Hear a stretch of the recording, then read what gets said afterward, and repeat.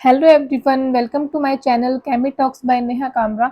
इस वीडियो में हम नए चैप्टर को शुरू कर रहे हैं जिसका नाम है the human I and the colourful world. इसका कुछ पोर्शन है जो कट हो चुका है, उसके आगे हम कंटिन्यू करेंगे। फर्स्ट टॉपिक है हमारा reflection through a glass prism. हमने क्या करना है, रिफ्लेक्शन देखनी है through a glass prism. Prism क्या होता है? It is a pyramidal piece of glass with two triangular bases and three triangular lateral surfaces. इसका मतलब कि जो प्रिज्म के अंदर दो तो ट्रायंगुलर बेस होंगे और तीन रेक्टेंगुलर लेटरल सरफेसेस होंगी। देखो, जैसे एक प्रिज्म होता है, एक ट्रायंगुलर सरफेस आगे, ये रही फर्स्ट, ये रही सेकंड। ठीक है, इसकी मैंने जो क्या है 3D इमेज को बना रखा है। अब ये देखो, ये एक रेक्टेंगुलर सरफेसेस, ये नीचे वाली सेकंड, और ऐसे ये वाली थर्ड। ठीक है, यानी कि ये एक, ये दो और ये नीचे वाली तीन। तीन हमारे क्या होंगे? Rectangular lateral surfaces. ये क्या था हमारा? प्रिज्म। अब देखो एंगल ऑफ प्रिज्म क्या होता है? The angle between two adjoining lateral surfaces. यानी देखो, कोई भी जो एडजॉइनिंग दो लेटरल सरफेसेस है उसके जो बीच का एंगल होगा वो क्या होगा? हमारा एंगल ऑफ प्रिज्म। जैसे इसके अंदर हो गया एंगल ए। ठीक है, इसका मैंने क्या है, एक जो ट्रायंगुलर बेस है वो ले रखा है, उसके अंदर क्या है, शो करेंगे angle of prism. Reflection through a glass prism.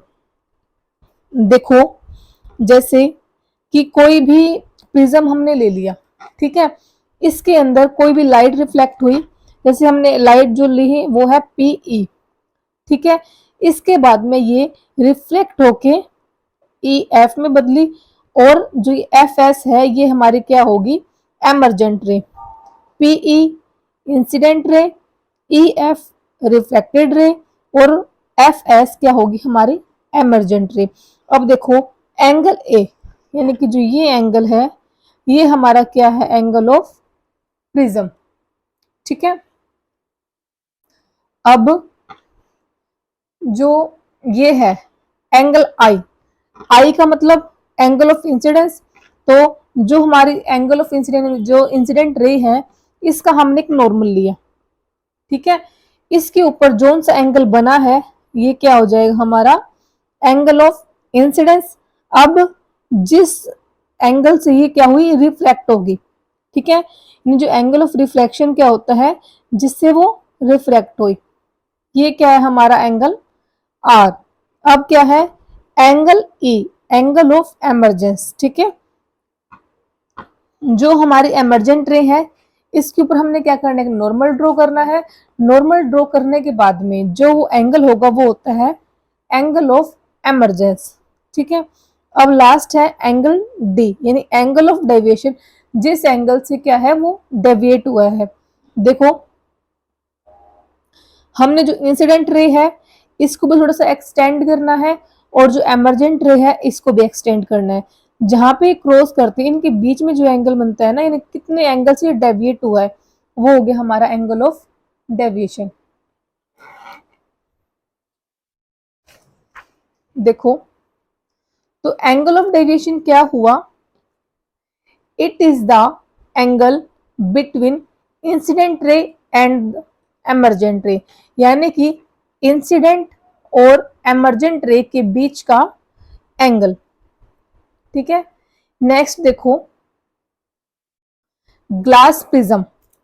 ठीक है, ये हमने क्या है, कोई भी जो व्हाइट लाइट है वो क्या है? इंसिडेंट हुई है किसी प्रिज्म पे। जब ये एमर्ज होगी तो इसमें क्या है? हमें एक स्पेक्ट्रम मिलता है। यानी स्पेक्ट्रम का क्या मतलब है कि हमें वेरियस जो कलर्स मिलते हैं, यानी जो व्हाइट लाइट है वो एक रेनबो की फॉर्मेशन करता है, जिसको हम आगे पढ़ेंगे, जिसको हम डिस्पर्जन बोलते हैं, किस तरीके से होता है ये।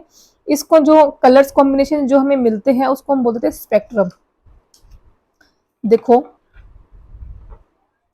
when white light is passed through a glass prism, जब हम ग्लास प्रिज्म में से व्हाइट लाइट को पास करते हैं, it splits into its 7 constituent colours. ठीक है, ये क्या होता है, ये 7 कलर्स में अपने अपने जो इनके कॉन्स्टिट्यूएंट कलर्स होते हैं उसमें सप्लिट कर जाता है to form a band of 7 colours. और क्या करता है, 7 कलर के बैंड का फॉर्मेशन करता है।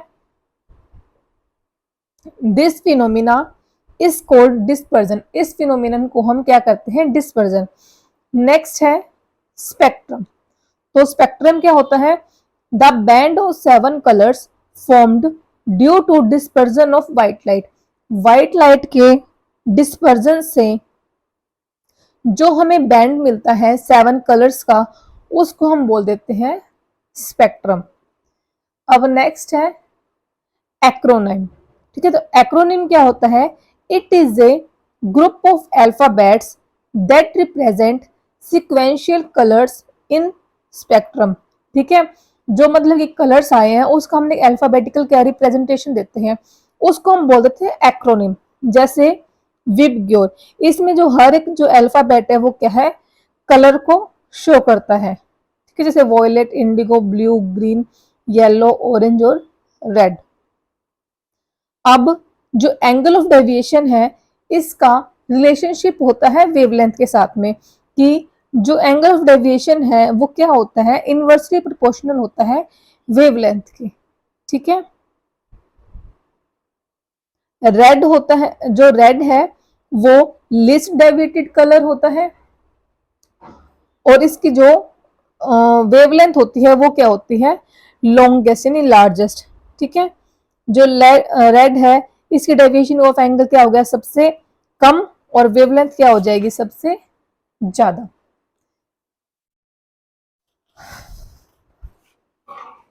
इसी तरीके से जो वॉयलेट होता है वो क्या है, सबसे ज्यादा डेविएटेड कलर होता है, और इसकी वेवलेंथ क्या हो जाएगी, सबसे कम।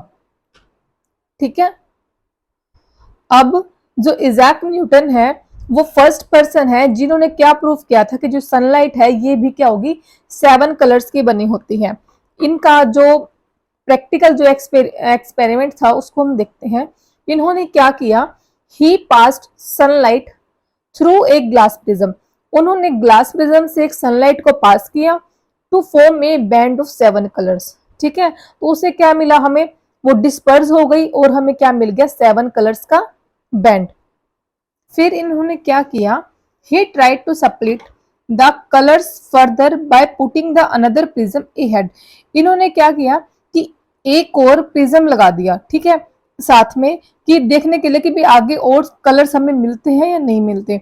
Ahead of the prism forming spectrum but he failed to obtain more colours. ठीक है, जैसे ये एक प्रिज्म था, इन्होंने क्या किया, व्हाइट लाइट को पास किया, जो व्हाइट लाइट थी उसने क्या किया, 7 कॉन्स्टिट्यूएंट कलर्स में क्या होगी, वो डिस्पर्स होगी। इन्होंने आगे फर्दर एक और जो स्पेक्ट्रम है इसको आगे और डेविएट करने के लिए एक और प्रिज्म लगा दिया, कि और देखने के लिए कि भी हमें और कलर्स मिलते हैं या नहीं मिलते। तो इन्होंने देखा कि हमें और कलर्स नहीं मिले, कि और डेविएशन नहीं हुई। He formed a spectrum from sunlight and placed an identical but inverted prism। इन्होंने फिर क्या किया, सेम लेकिन क्या है उसको इन्वर्टेड, यानी इन्वर्टेड करके यानी उल्टा करके एक और प्रिज्म रख दिया। All the 7 colors combined by the inverted prism, जितने भी जो 7 कलर्स थे कंबाइन हुए थे वो क्या हो गए, एमर्ज हो गए एज व्हाइट लाइट। ठीक है, जितने भी जो 7 कलर्स थे हमें मिले वो वापस से क्या हो गए, एमर्ज हो गए, और क्या मिला हमें, एक व्हाइट लाइट। ठीक है, यानी जो व्हाइट लाइट से पहले हमें क्या मिले, कलर्स मिले, फिर वो वापस कंबाइन करके व्हाइट लाइट में कन्वर्ट हो गए। तो इसको इन्होंने क्या बोल दिया, recombination of the spectrum of white light. इसका मतलब जो सनलाइट है वो इन्हीं 7 कलर्स से मिलके बनी है।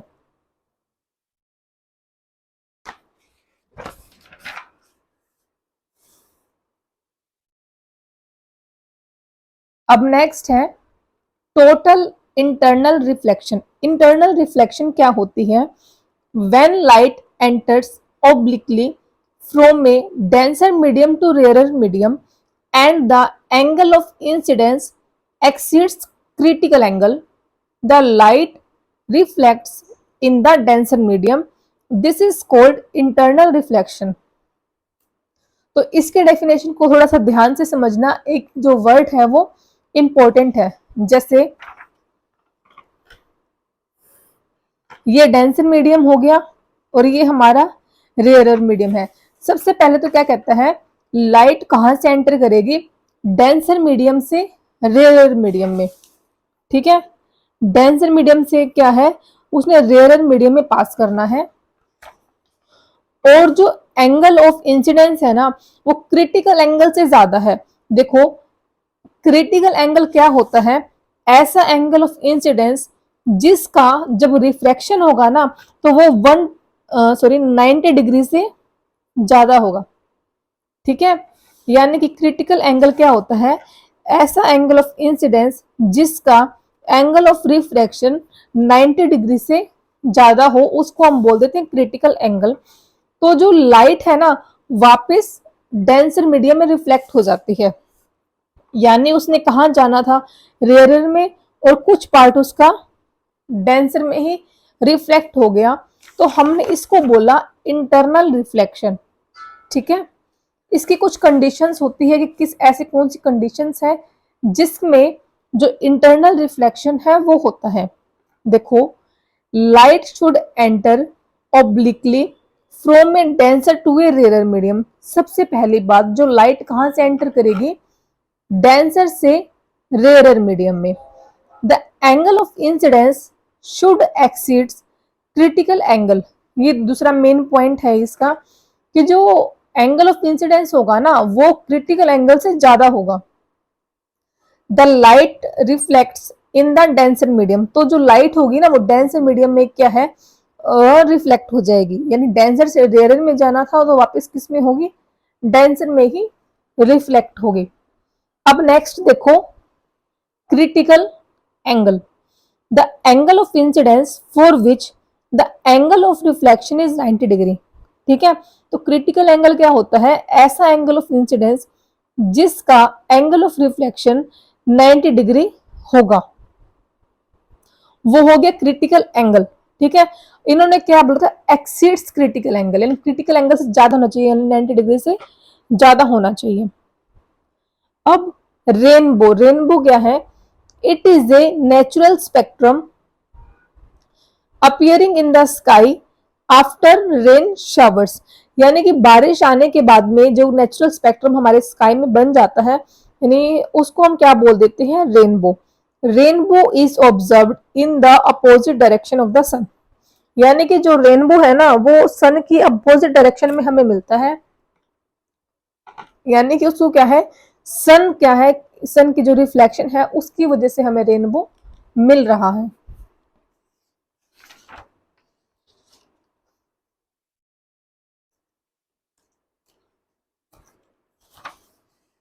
देखो, जैसे सनलाइट है, ठीक है, जो इसके अंदर जो रेन ड्रॉप होती है ना वो एज ए प्रिज्म एक्ट करती है, ठीक है।